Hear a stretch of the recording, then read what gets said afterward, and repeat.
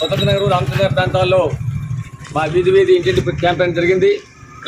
ఈ ప్రాంతంలో ఉన్నటువంటి ప్రధాన సమస్యలు ఒకటి స్టీల్ ప్లాంట్ని ప్రభుత్వ రంగంలో కాపాడుకోవడం, 1,00,000 మంది ఉపాధిని కాపాడుకోవడం, ఇది మా మొదటి ప్రాధాన్యత. రెండవది ఈ ప్రాంతంలో ఉన్నటువంటి వాళ్ళకి కొంతమంది ఇళ్ల పట్టాలు వచ్చాయి, కొంతమంది పట్టాలు రాలేదు. ఈ పట్టాలనే రప్పించడం, అది రిజిస్ట్రేషన్ చేయించడం. మూడవది ఈ ప్రాంతంలో dumping yard, Ramachandra Nagar dumping yard, ఇది 16 గ్రామాలని మొత్తం చుట్టుపక్కల ఉన్నటువంటి అపార్ట్మెంట్ వాసుల్ని తీవ్రంగా ఇబ్బంది పెడతా ఉంది. దాన్ని ఇక్కడి నుంచి జనవాసాలు దూరంగా తరలించడం.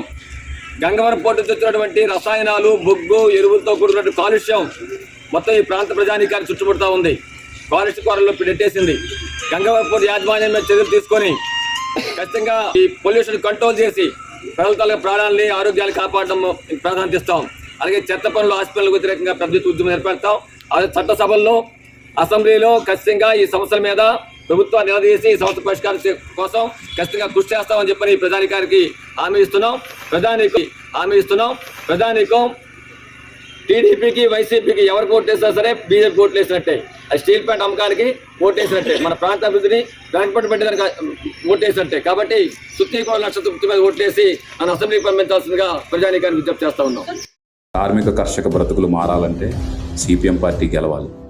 కార్మికుల హక్కుల కోసం నిరంతరం శ్రమించే నేత, ఇండియా కూటమి బలపరిచిన గాజువాక అసెంబ్లీ నియోజకవర్గ సిపిఎం అభ్యర్థి మరడాన జగ్గునాయుడు గారిని సుత్తి కొడవలి నక్షత్రం గుర్తుపై ఓటేసి గెలిపించండి.